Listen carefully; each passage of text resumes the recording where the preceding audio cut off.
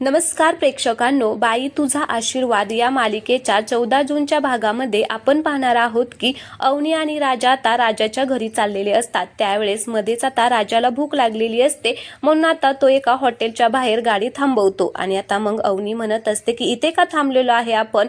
त्यावेळेस राजा म्हणत असतो की इथे ना वडापाव एकदम भारी असा मिळतो। तो आता एकदम असा बिंदास म्हणत असतो, तर अवनी त्याच्याकडे रागाने बघते। मग आता तो मध्येच थांबतो आणि आता त्याचे शब्दच बदलतो आणि म्हणत असतो की मेंदू वडा इथे खूप छान भेटतो आणि सांबर तर अरे बापरे एकदम मस्त, हा खूप छान सांबर भेटतं। तर अवनी म्हणत असते की मेंदू नाही मेदू वडा।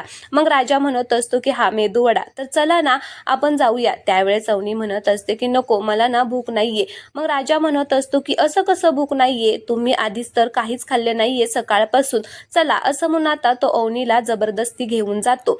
तर इकडे आता रिसेप्शनची जोरदार तयारी चाललेली असते। आचारी आलेला असतो, स्वयंपाकाची तयारी करत असतो। त्यावेळेस धोंडू त्याला सांगत असतो की आमटी झणझणीत, चपात्या नरम, भात मोकळा आणि पापड एकदम कुरकुरीत झाले पाहिजे। तर आता तो सांगत असतो, इकडे हे तिघे जण मात्र आता त्याच्या बोलण्यावरती हसत असतात आणि खूप खुश सुद्धा झालेले असतात। पुन्हा धोंडू म्हणत असतो की आणि बुंदीचे लाडू ना तोंडात टाकल्यास विरघळले पाहिजेत, आमची इज्जत आज तुझ्या पळीवरती आहे। तर आता तो आचारी हो म्हणतो। तर आता यशादादाला मात्र खूपच हसायला येत असतं, म्हणजे सगळ्यांनाच हसायला येत असतं। मग आता इकडे यशादा म्हणत असतो की ए चला, अजून काय आपण विसरलो नाहीये ना, सगळं आपल्याला व्यवस्थित करायला पाहिजे। मग आता धन्या म्हणत असतो की अरे दादा, नवे कपडे राहिले ना। मग यशादा म्हणत असतो की हो रे, या दोघांसाठी आपल्याला नवीन कपडे घ्यावे लागतील। सुनबाई तिचं घर सोडून आलेली आहे, तिच्याकडे कपडे असतील नसतील आपल्याला काहीच माहिती नाहीये। पण आता पुन्हा धन्या म्हणत असतो की एक काम करूया का, आपला नाशिकचा आशिक बाहेर फिरायला गेलाय ना, येता येता त्याला वहिनीसाठी कपडे आणायला लावूया। मग आता पाड्या त्याला म्हणत असतो की ए छोटा मेंदू, अरे भाऊ, अरे आपण त्या दोघांना सरप्राईज द्यायचंय ठरवलंय ना, सरप्राईज। मग आता धन्याला कळतं की अरे हा खरंच आपण ना त्यांना सरप्राईज देणार आहे। मग आता यशादा पुन्हा म्हणत असतो की आणि त्याच्याकडे पैसे सुद्धा नाहीयेत आणि पाण्या, आपण कुठल्याच बाईसाठी कधी कपडे घेतले नाही, आता आपल्याला कसं करणार। त्यावेळेस पाण्या म्हणत असतो की पॉइंट आहे दादा, आता आपल्याला कसं करणार। मग धन्या म्हणत असतो की आपण ना एक काम करूया, वहिनीसाठी साडी घेऊया आणि राजा दादासाठी सूट घेऊया। आणि तो आता पाण्याला पैसे मागत असतो, पैसे दे। त्यावेळेस आता पाण्या म्हणत असतो की काय पैसे देऊ, अरे काय तू कुठे चाललाय एकटा, मी येणार आहे तुझ्या बरोबर, कळलं का, मी येणार आहे। त्यावेळेस धन्या आता यशादादाला म्हणत असतो की कशाला पाण्या, कशाला येतोय तू। त्यावेळेस आता पाण्या म्हणत असतो की कशाला म्हणजे त्या दोघांसाठी कपडे घ्यायला चाललोय आपण, तुला तर ना मी छोटासा रुमाल सुद्धा घेऊ देणार नाही। मग आता धन्या एकदम असं तोंड पाळून रुसून बसलेला असतो। त्यावेळेस आता यशादा म्हणत असतो की काय रे पाण्या, कशाला त्याला तसं बोलला। मग पाण्या यशादाला म्हणत असतो की कसा झालाय चेहरा बघ त्याचा। त्यावेळेस आता यशादा पैसे काढतो आणि पाण्याला म्हणत असतो की पाण्या, हे घे पैसे, ठेव आणि जा दोघांसाठी छान कपडे घेऊन ये। आणि मग आता पाण्या आणि धन्या आता दोघेही चप्पल घालतात आणि आता चाललेले असतात। दोघेही असे झटापटी करत चाललेले असतात, भांडत असतात। तेवढ्यातच यशादा पाठीमागून त्यांना बघतो आणि त्याला वाईट सुद्धा वाटत असतं आणि मग तो म्हणत असतो की तो धन्याला आवाज देतो। त्यावेळेस धन्या आता यशादाने बोलावल्यावरती आता त्याच्या जवळ जातो आणि म्हणत असतो की काय रे दादा। त्यावेळेस यशादा म्हणतो की हे घे पैसे आणि तुम्हा दोघांसाठी मस्त कुर्ती घे। आता दोघेही खूपच खुश झालेले असतात। तर पुन्हा यशादा म्हणतो की अजून तुम्ही दोघं लहान आहे, तुम्हाला कपडे घेतले पाहिजेत। आता धन्या खूपच खुश झालेला असतो आणि नाचूनच आता यशादादाला मिठी मारतो आणि एकदम असं डान्स करत आता त्याला म्हणजे त्याचे लाड सुद्धा करत असतो। आणि मग आता पळतच पाण्याकडे जातो आणि पाण्याला म्हणत असतो की यशादाने ना मला एकट्यालाच कपडे घेण्यासाठी पैसे दिले आहेत, तुला नाही दिले, मला एकट्यालाच दिलेले आहेत। मग आता पाण्या म्हणत असतो की आता जेवढं बोलतोय ना तर बास कर आणि खाली ये, जमिनीवरती ये आणि ते पैसे दे इकडे। आणि त्याच्याकडून पैसे घेतो आणि म्हणत असतो की हे बघ, या पैशाने ना आपण यशादासाठी पण एक कुर्ता आणूया। आणि मग ते दोघे जण खुश होतात। मग आता धन्या आता त्याच्या वडिलांकडे बघतो आणि म्हणत असतो की यांचं काय। त्यावेळेस तो म्हणतो की चल आता आपण काहीतरी करूया, असं म्हणून ते दोघे आता कपडे आणण्यासाठी तिथून जातात। तर दुसरीकडे आता आपण पाहतो की अवनी आणि राजा हॉटेलमध्ये गेलेले असतात। मग राजा आता मेनू कार्ड बघत असतो आणि आता हसत असतो, खरं तर त्याला काहीच येत नसतं, तो अडाणी असतो। मग तो वेटरला सांगत असतो की 2 प्लेट गरमागरम मेदू वडा, सांबर आणि तळलेल्या हिरव्या मिरच्या पण घेऊन या। आणि पुन्हा म्हणतो की हा आणि ऐका गरमागरम आणा नाहीतर मी रिटर्न करेल. आणि मग अवनी मात्र राजाकडे बघतच असते. त्यावेळेस राजा म्हणतो की सांगावं लागतं हो, म्हणजे ते गरमागरम आणतील आणि मिरच्या तर सांगितल्याशिवाय आणतच नाही. तर आता वेटर मात्र तिथेच उभा राहिलेला असतो आणि राजा आणि अवनीकडे बघत असतो. त्यावेळेस राजा आता म्हणत असतो की एक काम करा, तुम्ही इथे बसा, मी घेऊन येतो, वहिनी बरोबर तुम्ही गप्पा मारा. मग असं म्हणताच आता वेटर तिथून निघून जातो. अवनी जरा टेन्शन मध्ये असते म्हणून आता राजा म्हणत असतो की काय ना मॅडम, तुमच्या बाबांची तब्येत बरी होईल, तुम्ही टेन्शन कशाला घेताय, अजिबात काळजी करू नका, खाऊन घ्या, अहो खाचाल तर राचाल नाही तर उडून जाचाल. असं म्हटल्याबरोबर आता अवनी थोडीशी स्माइल करते. मग राजा म्हणत असतो की हे बघा, हसला तर किती छान वाटताय तुम्ही, आणि जर खळखळून हसल्यावर तर रणरण त्या उन्हात चांदणंच बघा. आणि मग पुन्हा आता अवनी त्याच्याकडे रागानेच बघत असते. तर राजा म्हणतो की सॉरी रागवला का. तर अवनी म्हणत असते की सगळ्यात जास्त राग मला ना कोणाचा आलाय सांगू का, महेश दादाचा. मी बाबाला समजावलं असतं, सगळ्या गैरसमज त्यांचा दूर केला असता, पण त्याने मला बोलूच दिलं नाही, त्याने मला काहीच बोलू दिलं नाहीये बाबांशी. असं म्हणजे मला बाबांशी कसं काय त्याने बोलू दिलं नाहीये, असं कसं काय तो वागू शकतो, इतका खडूस निघेल असं मला वाटलंच नव्हतं. खरंच पुरुषी अहंकार आहे त्याला, स्त्रियांना कमी लेखतो तो. त्यावेळेस राजा म्हणतो की हा ते तसेच आहेत, खरं आहे ते तुम्ही बोलताय ते. तर पुन्हा अवनी म्हणत असते की स्वाती वहिनीच्या आई वडिलांना तर धमकी दिली त्याने, म्हणाला की अवनीला घरात घेतलं तर स्वातीला घरी पाठवून देईल कायमचं. अरे असं कसं काय कोणी बोलू शकतं, स्वाती वहिनी काय गुलाम आहे का त्याची. मग राजा म्हणतो की नाही बरोबर आहे, ते घाबरले असतील ना, साहजिकच आहे, त्यांची मुलगी आहे ती, त्यांच्या मुलीच्या म्हणजे त्यांना त्यांच्या मुलीच्या संसाराची काळजी येणारच ना. मग अवनी राजाला म्हणते की त्यांच्या मुलीच्या संसाराची काळजी असण्यापेक्षा करिअरची काळजी असती ना तर आज ही वेळच आली नसती. आता मला सांग, स्वाती वहिनीची नोकरी असती, ती स्वतःच्या पायावरती उभी असती, तर हिंमत झाली असती का अशी धमकी देण्याची, घरी पाठवून देईन मी असं बोलण्याची. अरे मुलींचंही करिअर तेवढंच महत्वाचं असतं, का कळत नाही यांना. मग आता राजा म्हणत असतो की मान्य मला. तेवढ्यातच आता वेटर आता ऑर्डर घेऊन येतो आणि मग राजा म्हणत असतो की आधी ना खाऊन घ्या. त्यावेळेस आता अवनी म्हणत असते की नकोय मला, हे सगळं ऐकून ना भूकच मेली माझी. आणि मग तेवढ्यात आता तिला खाली तिथे म्हणजे मेदूवडा हे सगळं दिसतं आणि मग ती बघते आणि मग लगेचच खायला सुरुवात करते आणि खूप अशी पटपट खात असते. राजा मात्र आता तिच्याकडे बघून हसत असतो आणि आता ती खाण्यात दंग असते. तिला कळतच नाही की तिने 2 मेदूवडे कधी खाल्ले ते. मग राजा त्याच्यातला एक मेदूवडा तिला देतो आणि म्हणत असतो की घ्या, हा पण घ्या, काहीच टेन्शन घेऊ नका. त्यावेळेस अवनी म्हणत असते की सॉरी मला ना खूप भूक लागली होती, त्यामुळे ना मला कळलंच नाही. तर राजा आता म्हणत असतो खाओ, अजिबात काळजी करू नका आणि पैशाची तर अजिबात काळजी करू नका. आणि मग तो त्याच्या मनामध्ये म्हणत असतो की यशादाने दिलेत मला पैसे, असं म्हणून आता तो पुन्हा म्हणतो की वेटर अजून मेदूवडे आणा. आणि मग आता अवनी मात्र खाण्यामध्ये दंग असते. तर आता राजा तिच्याकडे पाहून ना खूपच खुश झालेला असतो. तर इकडे दुसरीकडे आपण पाहतो की आत्या आता त्या टिकावाकडे बघत असते आणि मग आत्याचा जो भाऊ असतो दुसरा, तो म्हणत असतो की आधीच माकड त्यात प्यायलं की काय आपली हालत करेल ना, विचारच करवत नाहीये. त्यावेळेस आता आत्या म्हणत असते की विचार करून ना माझं डोकं फुटायची वेळ आलेली आहे.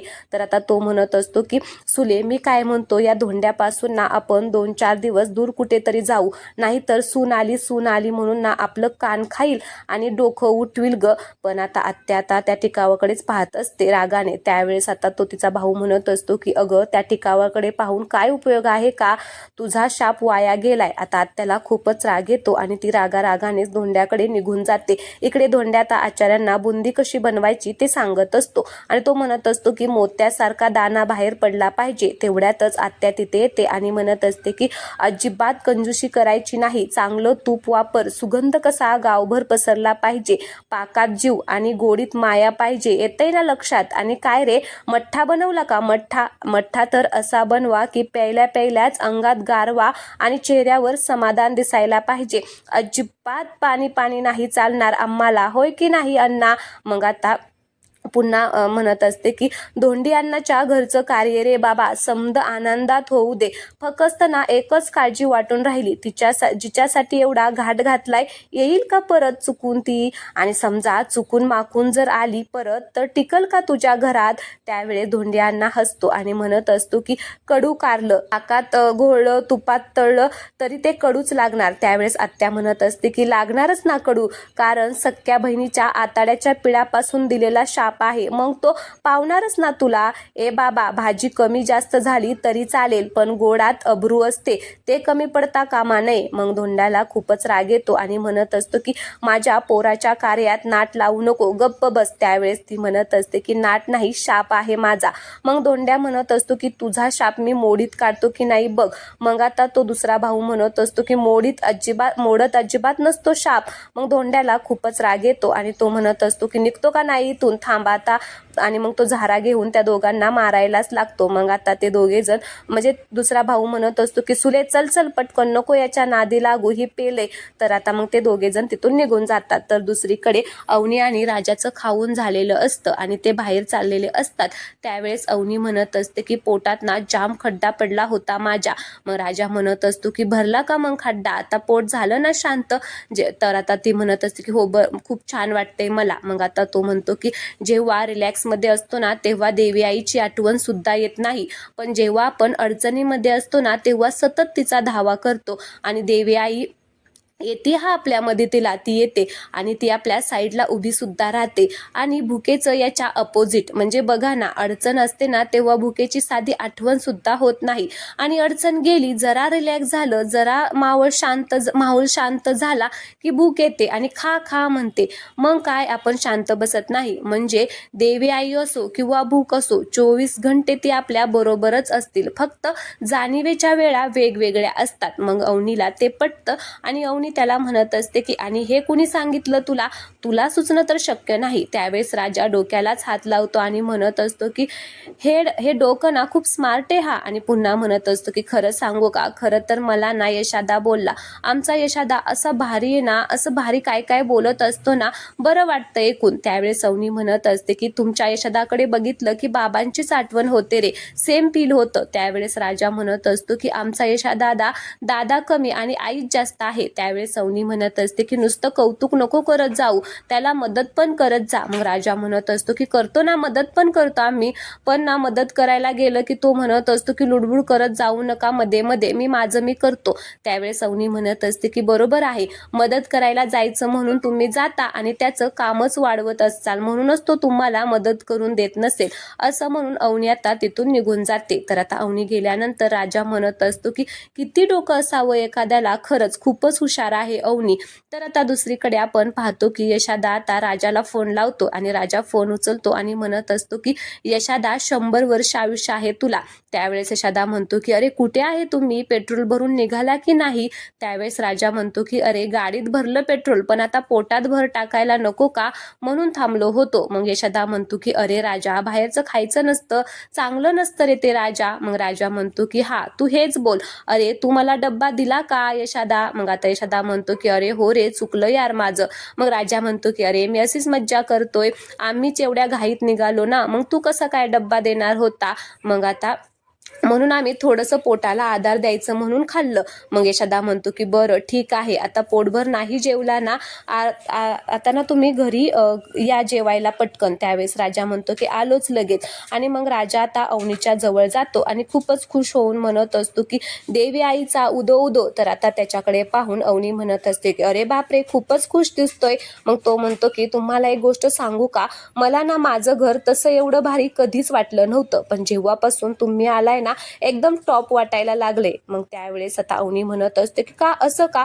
त्यावेळेस तो म्हणतो की देवी विना मंदिर आणि आईबाई विना घर कोणाला आवडतं. त्यावेळेस अवनी म्हणत असते की तुझा यशादा बोलला का आता हे फोनवरती. मग राजा म्हणतो की म्हणजे मला एवढं चांगलं सुचू शकत नाही असं वाटतंय का तुम्हाला. त्यावेळेस अवनी म्हणत असते की म्हणजे तसं नाही, तू एवढा इमोशनल विचार करशील असं मला वाटलं नव्हतं. त्यावेळेस तो म्हणतो की बरं ठीक आहे, तुमचा हक्कच आहे मला बोलायचा, बोला तुम्ही. मग आता पुन्हा अवनी म्हणत असते की तुम्ही तुमच्या वडिलांबरोबर नीट का रे नाही वागत, म्हणजे ते तुमचे अण्णा त्यांच्याबरोबर नीट का बोलत नाही. त्यावेळेस राजा म्हणत असतो की आम्ही नीटच वागतो, तेच नीट बोलत नाही, म्हणजे आमच्याशीच नाही ते गावात कोणाशीच नीट बोलत नाही, तुम्ही बघितलं ना ते कसे नाचत होते.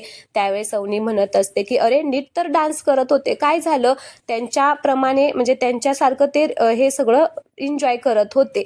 मग आता मला तर आवडला त्यांचा डान्स. त्यावेळेस राजा म्हणतो की काय तुम्हाला त्यांचा डान्स आवडला?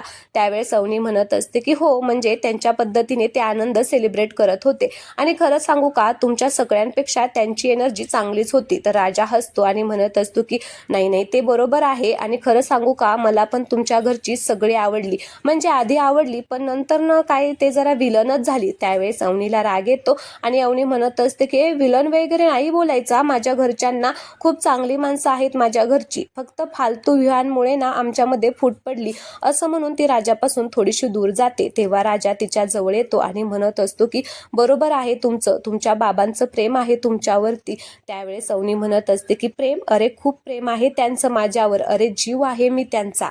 मग अवनी आता राजाला सगळ्या लहानपणीच्या आठवणी सांगत असते की तिच्यासाठी तिचे बाबा काय काय करायचे. त्यावेळेस आता म्हणत असते की खरंच माझे बाबा माझ्यासाठी खूप काही करायचे आणि आता बघणारे आता ते माझं सॉरी सुद्धा ऐकून घ्यायला तयार नाहीयेत आणि आता ती खूपच इमोशनल झालेली असते. त्यावेळेस राजा म्हणत असतो की तुम्ही टेन्शन घेऊ नका, एक दिवस नक्कीच ते तुम्हाला माफ करतील. मग आता अवनी राजाच्या जवळ जाते आणि राजाला म्हणत असते की पण मला एक सांग, तू माझी एवढी मदत का करत आहे? तू माझी खूप मदत केलेली आहे आतापर्यंत आणि अजूनही तू माझी मदत करत आहे, का मदत करत आहे? त्यावेळेस राजा म्हणत असतो की खरं सांगू का मी तुमची एवढी का मदत करत आहे? त्यावेळेस अवनी म्हणत असते की हो सांग ना. मग आता राजा म्हणत असतो की खरं तर ना मला तुमची खूपच भीती वाटते. तुम्ही जेव्हा रागवता माझ्यावरती ना ओरडताना मला खूप भीती वाटते, मला असं अंग माझं थरथर कापल्यासारखं होतं. मग अवनी म्हणते की काय मी मी तुझ्यावरती रागवते, मी ओरडते, मी अशी आहे? आता ती म्हणत असते की तुझी हिंमत कशी झाली मला असं म्हणायची? असं म्हणून आता ती राजाच्या पाठीमागेच लागते. ती आता राजाला मारण्यासाठी आता ती त्याच्या पाठीमागे लागलेली असते. तर राजा म्हणतो की हो मॅडम तुम्ही खूप कडक आहात. मग राजा आता थोडासा पळून पुढे जातो. त्यावेळेस आता ती खूपच मोठमोठ्याने हसायला लागते आणि मग राजा म्हणतो की बघितलं तुम्ही असं खळखळून हसला ना की रखरखत्या उन्हात चांदणं आल्यासारखं मला वाटतं. आता अवनी खूप खुश झालेली असते आणि राजाला अवनीला असं हसताना पाहून सुद्धा खूप आनंद झालेला असतो. दोघेही आता इथे खूपच छान हसत असतात. खरं तर प्रेक्षकांना अवनीची स्माईल इतकी सुंदर आहे ना, मला सुद्धा खूप आवडते, ती खूप छान असते. तर इकडे दुसरीकडे आता धन्या आणि पाण्या आता कपडे घेऊन आलेले असतात. तर आता ते दोघे जण यशादादाला आता कपडे दाखवत असतात. सगळ्यात आधी ना ते आता राजाचं सूट दाखवतात, खूप सुंदर ड्रेस आणलेला असतो. यशादा म्हणतो की अरे मस्त रे, खूप छान आणलेला आहे, खूप मस्त आणलेला आहे. त्यावेळेस आता धन्या म्हणतो की अरे साडी जर तू बघशील ना तर बघतच राहशील, असं म्हणून आता ते अवनीची साडी सुद्धा काढून दाखवतो. त्यावेळेस म्हणतो की बघ. तर आता यशादा म्हणतो खरंच साडीचं कापड खूप छान आहे, मऊ आहे आणि मस्त आहे. त्यावेळेस तो म्हणतो की हो अरे खूप दुकानं आम्ही फिरलो, त्यावेळेस आम्हाला अशी साडी मिळालेली आहे. आणि आता नंतर ना तो दुसरा कुर्ता काढून दाखवतो. त्यावेळेस यशादा म्हणतो की आणि हा कोणासाठी आणलेला आहे? तर आता धन्या म्हणतो की हा तुझ्यासाठी आणलेला आहे. तर पाण्या म्हणतो की अरे धन्या सरप्राईज द्यायचं होतं ना. मग तो म्हणतो की सरप्राईज दादा, आणि हा तुझ्यासाठी कुर्ता आणलेला आहे. त्यावेळेस यशादा म्हणतो की अरे माझ्यासाठी कशाला आणला? त्यावेळेस धन्या म्हणतो की मग आमचा मोठा भाऊ हिरो दिसायला नको का? असं म्हणून आता ते तिघेही खूपच खुश झालेले असतात. तर दुसरीकडे आता म्हणजे आजचा भाग येथेच संपलेला आहे. पुढील भागामध्ये आपण पाहणार आहोत की मस्त रिसेप्शनची तयारी झालेली असते. धोंडू सुद्धा सूट बूट घालून चष्मा घालून एकदम तयार झालेला असतो. सगळे भावंड एकदम तयार झालेले असतात आणि आता पार्टी वगैरे चालू झालेली असते. तर आता तिकडून अवनी आणि राजा येतात आणि अवनी हे सगळं पाहून आता राजावरती खूपच चिडते आणि राजाला म्हणत असते की राजा हे सगळं काय चाललेलं आहे? मी तुझ्या घरी अजिबात येणार नाहीये, मी मिसेस धानगे नाहीये, मी तुझी बायको नाहीये, तुला कळत नाहीये का? आणि तुझी घरचे इतके का आनंदी झालेले आहेत? आता राजाला मोठा प्रश्न पडलेला आहे की आता घरच्यांनाही दुखवू शकत नाही आणि अवनीलाही सोडू शकत नाही, आता करायचं तरी काय? तर चला, आजचा हा एपिसोड आवडला असेल तर व्हिडिओला लाईक करा आणि चॅनलला सबस्क्राईब करायला अजिबात विसरू नका. धन्यवाद.